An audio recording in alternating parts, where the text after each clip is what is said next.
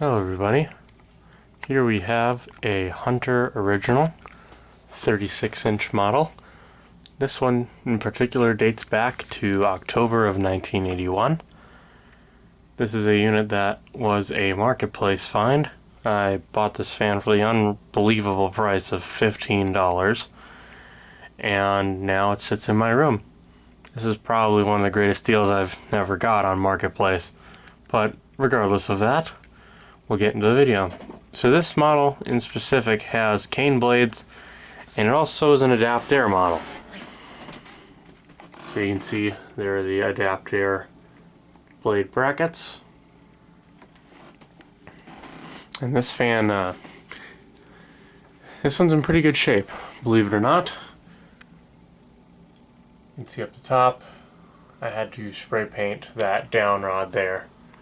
It's just a nipple that I bought from a hardware store, a 1-inch nipple, 1-inch diameter pipe. I think it's like a 4, maybe 4.5-inch nipple. It's not super long because obviously I have pretty short ceilings, so with an 8-foot ceiling, especially considering you're accounting for the light kit underneath, have to try to keep things as short as possible. So it even has this matching light kit. Now the globe on it is not original. Originally this would have had the schoolhouse globe, I believe, but when I got that schoolhouse globe it was broken. Unfortunately there's a big chunk out of it, and so it's kind of unsightly, and as a result I managed to actually find a new old stock one from a local Ace Hardware. And so that's what's on it right now, and I personally love how this looks. I actually bought this fan because this fan is basically a childhood fan for me. A relative of mine had one in her kitchen that was very, very similar to this one. I can't exactly recall whether it had cane blades or not. It may have been brass on the bottom, but regardless, I do remember that fan being brown, and I do remember it having at least one of this kind of color wood blades, and also the light globe on the bottom. I also recall that fan sounding really terrible and having a terrible spin down because she never oiled it. But regardless, this one is all ready to go. I got really lucky with this fan because somebody else was actually going to go pick it up first, but when they got there, for whatever reason, they changed their mind. Probably because they didn't drain the oil. The sellers didn't drain the oil out of the fan before they pulled it down, and so there was just oil all over the fan. It was dripping all over the place. I dripped oil all over their patio disassembling this fan in front of their house. And so now it's fine. And I really like this. I really like how it looks in here. It's finally an appropriately sized ceiling fan for this bedroom. My 52-inch original just looked kind of goofy in here. As much as I loved having that 52-inch original in here, it's just way too big for this room. I'm sure eventually I'll get the gumption to put that 52-inch back in, but as for right now, I just am totally in love with the way that this one looks. So when I got this fan, it didn't have all of these little isolation mounts for the blades. So you can see them all there and there and there. And so one of these blades actually has a replacement set. I believe it's this one. So these are replacement isolation mounts.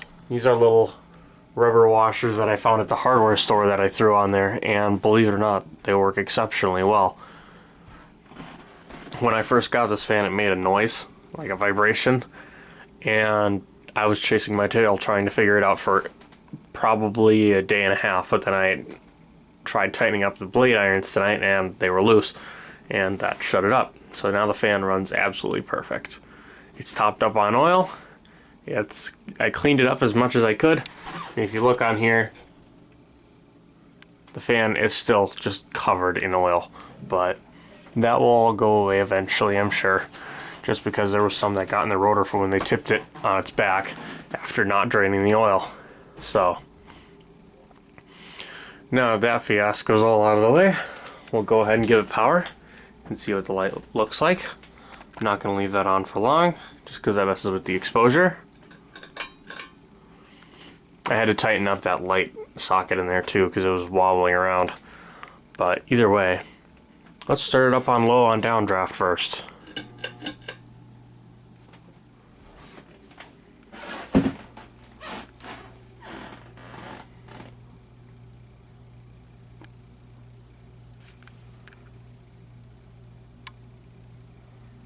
I ended up using a Krylon spray paint for that down rod, and it just turned out perfect. You really can't tell the difference. But regardless, if anybody's in search of a 2-foot down rod for a Hunter Original, let me know.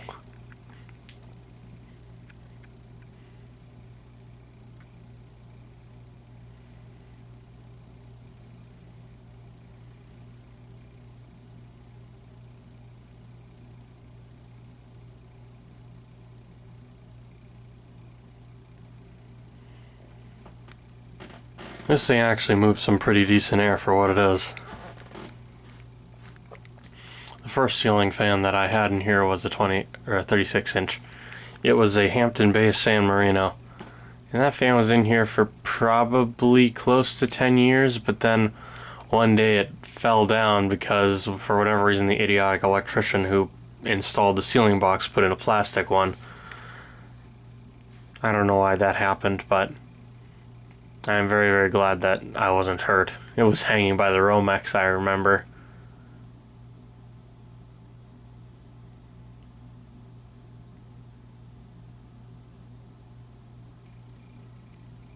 But now I have a much stronger box in there, and when I installed it, I even hung from it. I put my hand up through the loop for the fan bracket, and I held on to it just to make sure that it wouldn't come down.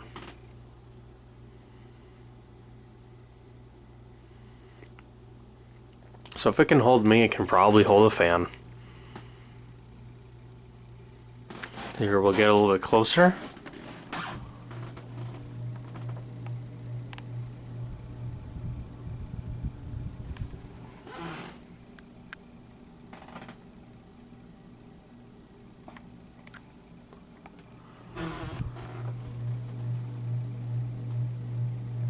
Very slight motor noise, but this fan's 45 years old. What are you gonna do?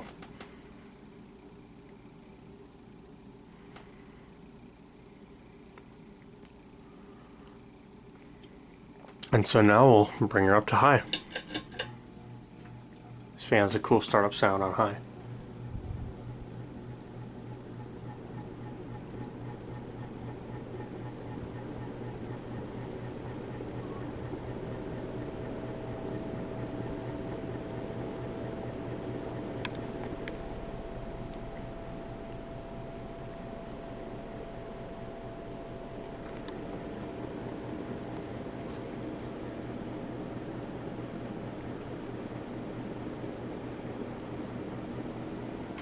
This thing really hauls. I looked it up on the internet, and apparently the typical RPM for a 36-inch Hunter Original on high speed is about 260 to 280. So this thing really moves fast.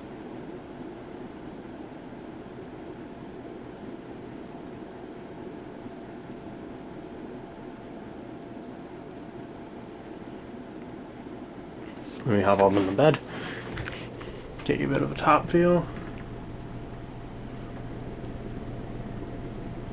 You can see the clock isn't quite perfect, but regardless, this fan runs pretty smooth for what it is. I really can't complain too much. When I first bought this fan, when I was heading there to get it, I was worried that they were going to have the fan sat outside, sitting on its blades, and that I'd have to do a bunch of really annoying, strenuous work to get the fan back into shape. But luckily that was not the case. And so now, what we'll do is, we'll shut it off, we'll get a spin down from high. This fan doesn't have a very long spin down, simply because the blades aren't that heavy.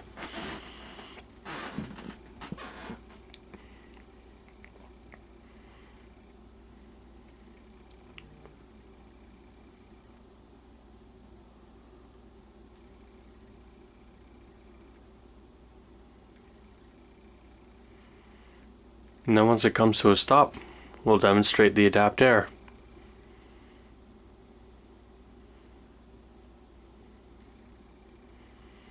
Now from what I've heard, some of the Adaptaire fans had deeper pitches in reverse, and I believe that this is one of those. Because this fan runs a lot slower in reverse than it does on in updraft than it does on downdraft. So I'm going to very, very carefully flip these around. Some people like to manhandle them. I'm going to be gentle with them because this fan is old.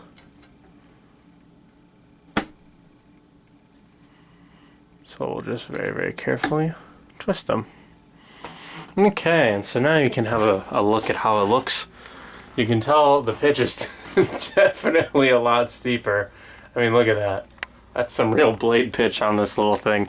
If this thing had that kind of pitch going forwards, or going in downdraft, it would really push some air. But regardless, let's fire it up.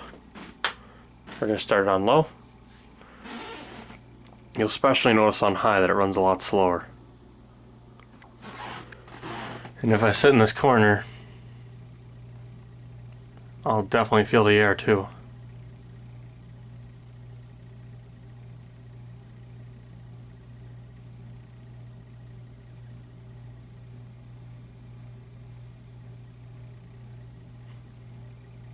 Yep, I'm already feeling the air moving.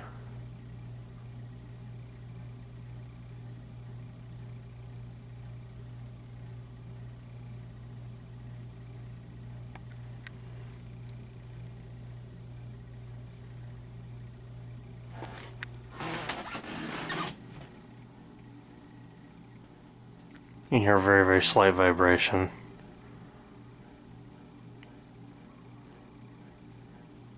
No, but on high.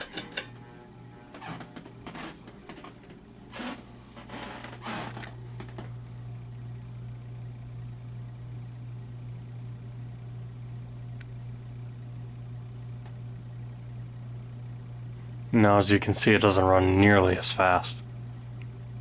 That's about as fast as it'll go on updraft.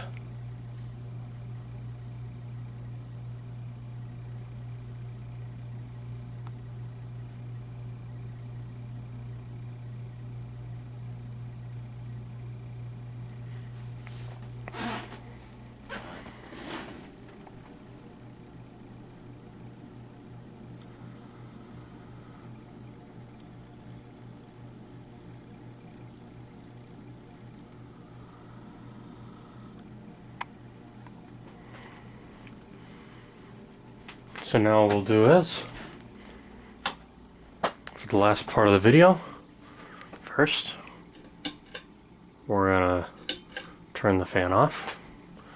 And then I don't feel like waiting for it to come to a stop, so we're gonna very, very gently bring it to a halt. And then very, very gently push the blades back into downdraft.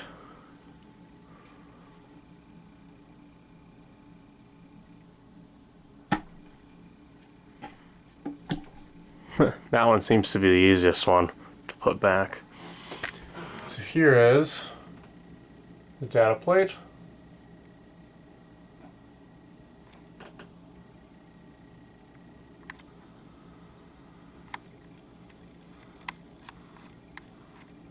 And then you can see 0781.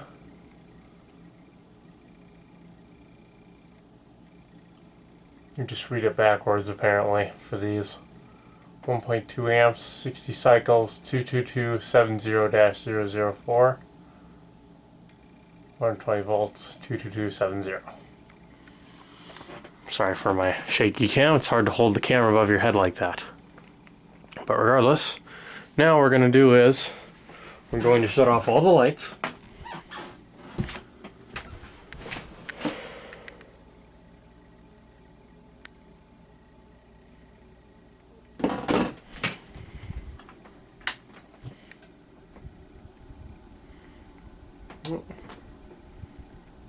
Hold on. Technical difficulties. Whoa, it's dark in here. Oh. I forgot to turn on the light. Oopsies. And we'll just turn the light on.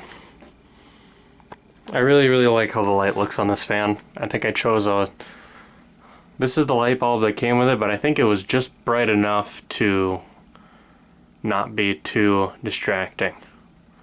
I know the camera has a hard time with it, but it looks really nice in person. It illuminates the fan very well. And now I'll put it on low. Again, just so you can see that.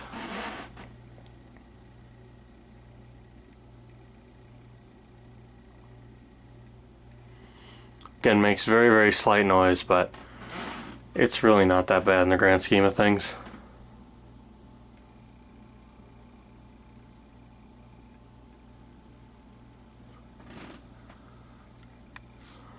The camera really has a hard time with the globe. Now you can see why I have all the lights pointed at it. I hope you all enjoyed. Thank you for watching.